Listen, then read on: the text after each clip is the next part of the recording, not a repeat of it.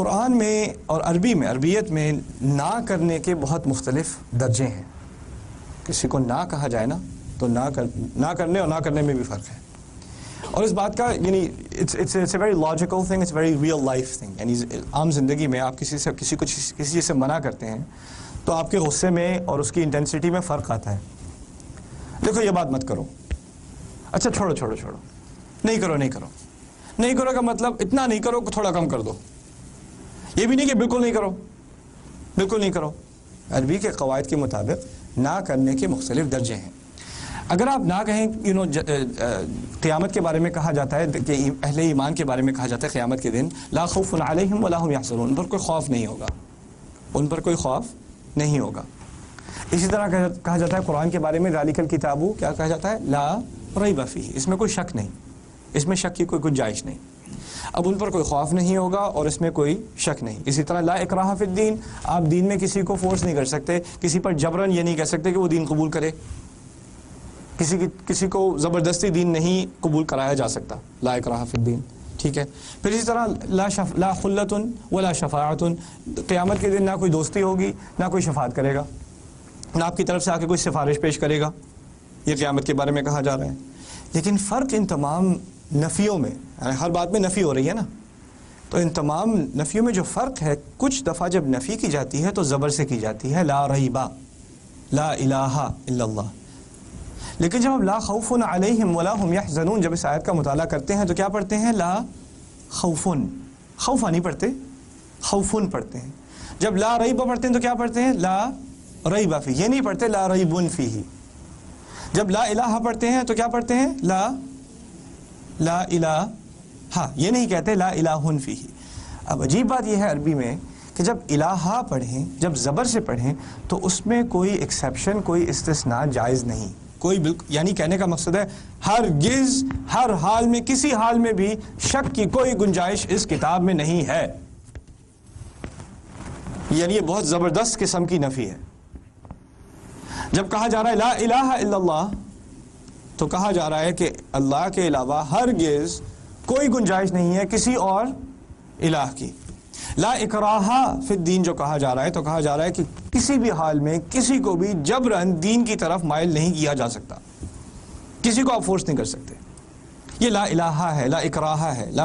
لیکن جب قیامت کے دن کی بات آئی تو کہا لا بیع فیہ ولا خلۃ ولا شفاعۃ، نہ اس دن کوئی چیز بیچ سکو گے، یعنی بیچ کے کچھ معاملہ، آپ نے کچھ دیا اور آپ کو کچھ ملا، آپ نے کچھ اپنے اعمال دے دیے. لوگ تو اپنے ماں باپ کو بیچنے کو تیار ہیں جب قیامت کے دن، جو قرآن میں آیات آ رہی ہیں ثم ینجیہ ومن فی الارض جمیعا ثم ینجیہ، وہ تو تمام دنیا والوں کو بیچ دے، خود بچ جائے. یہ آیات آ رہی ہیں قرآن میں. اللہ تعالیٰ فرما رہے ہیں اس دن کچھ نہیں بیچ سکو گے. لا بیع فیہ، اس دن کے اندر کوئی بیع نہیں ہے، کوئی بیچنے والی بات نہیں ہے. ولا خلۃ، اس دن کوئی دوستی بھی نہیں ہے. ولا شفاعۃ، اور اس دن کوئی سفارش بھی نہیں ہے. میں سفارش کا ترجمہ کر رہا ہوں شفاعت کا تاکہ کچھ بات آسان ہو جائے سمجھنے کے لیے. لیکن ان تمام میں ہے آخر میں لا بیع ولا خلۃ ولا شفاعۃ، یا ان ہے آخر میں، پیش ہے نا. جب پیش سے بات منع کی جائے تو کہا جاتا ہے، جسے انگلش میں کہیں گے by and large this is not possible for the most part, یعنی عام طور پر یہ نہیں ہوگا. لیکن اس میں استثناء ممکن ہے، اس میں ایکسیپشن کا امکان ہے. اور یہ بہت اہم بات ہے کیونکہ قیامت کے دن کچھ نہیں بکا جائے گا. ایک طرف تو کہہ دیا کہ کچھ نہیں بکا جائے گا، دوسری طرف کہہ دیا ان اللہ اشترى من المؤمنین انفسهم واموالهم بان لهم الجنہ، اللہ تعالیٰ نے ایمان والوں سے ان کے مال اور ان کے نفس خرید لیے. اب جو انہوں نے خریدے تو ہم نے کچھ بیچا تو انہوں نے خریدے نا. اور اس خرید و فروخت کا اکمال کب ہوگا، یہ اس کا اتمام کب ہوگا، یہ بات مکمل کب ہوگی؟ ابھی مکمل ہو گئی کیا؟ نہیں. ہم نے جو بیچا وہ تو آگے جا کے پتہ چلے گا ہمیں ملا کیا بیچنے سے، وہ تو قیامت کے دن کی بات ہے. کہا جا رہا ہے کہ دیکھو عام طور پر اکثریت انسان کی ایسی ہے جو کچھ نہ بیچ سکے گی، لیکن تم لوگ کچھ سامان لے کر آؤ گے بیچنے کا. تم اپنا ایمان لے کر آؤ گے، تم اپنے اعمال لے کر آؤ گے، تم اپنے نفس لے کر آؤ گے، جن کے عوض تمہیں جنت ملے گی. تو اس جو تھوڑی سی جگہ چھوڑی ہے نا ہمارے لیے، وہ اس پیش کے اندر ہے، بیع فیہ. پھر کہا اس دن کوئی دوستی نہیں ہوگی، لا خلۃ. لیکن کیا کچھ ایسے لوگ ہیں جو اللہ تعالیٰ کی، جو انہوں نے ہمارے لیے چھاؤں رکھی ہوگی، ایک شہید آف اللہ، اس کے اندر ہوں گے. ہاں کچھ لوگ ہیں جن کو اولیاء اللہ کہا گیا ہے، اللہ تعالیٰ کے دوست کہا گیا ہے، اور اس دن اس دوستی کا ظہور ہوگا. یعنی عام طور پر اکثریت ایسی ہے کہ ان کے لیے کوئی دوستی نہیں، لیکن اس میں کچھ ایکسیپشن ہے. پھر تیسری بات کی، اس دن کوئی سفارش، کوئی شفاعت نہیں ہوگی. لا شفاعتن، یہ اللہ تعالیٰ کی بڑی رحمت ہے کہ اس میں شفاعتن ہے، کیا نہیں ہے؟ شفاعتا نہیں ہے. اگر شفاعتا ہوتا تو کہا جاتا اس دن کوئی شفاعت کی، کسی قسم کی کسی شفاعت کی، کسی سفارش کی کوئی گنجائش نہیں ہے. لیکن جب یہ تنوین کا لفظ استعمال کیا، ضمتان استعمال کیے، تو اس سے فائدہ کیا نکلا کہ ایک چھوٹی سی سفارش اس میں سے استثناء ہو سکتی ہے. وہ کون سی سفارش ہے؟ وہ ہمارے نبی صلی اللہ علیہ وسلم کی سفارش ہے.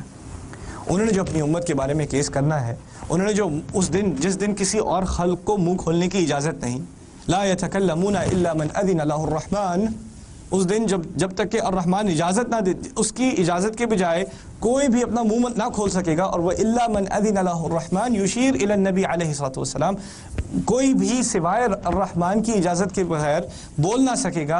وہ جو اجازت کے بغیر والی بات کی جا رہی ہے نا، وہ کی جا رہی ہے رسول کے بارے میں صلی اللہ علیہ وسلم، اور اس کی طرف اشارہ شفاعتن کے اندر ہے.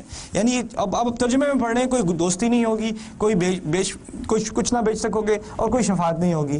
تو پھر انسان کنفیوز ہو جاتا ہے، شفاعت تو ہے، نبی کی شفاعت پہ تو ہمارا ایمان ہے، تو یہاں کیوں کہہ دیا شفاعت نہیں ہوگی؟ یہ نہیں کہا ہرگز کوئی شفاعت نہیں ہوگی، بالکل بھی کوئی شفاعت نہیں ہوگی. کہنے کا مقصد ہے عموماً اکثریت کے لیے شفاعت نہیں ہے، ایمان والوں کے لیے ہے. اللہ تعالی ہمیں ایمان والوں میں سے بنائے. بارک اللہ لی ولکم فی القرآن الحکیم ونفعنی وإیاکم بالآیات.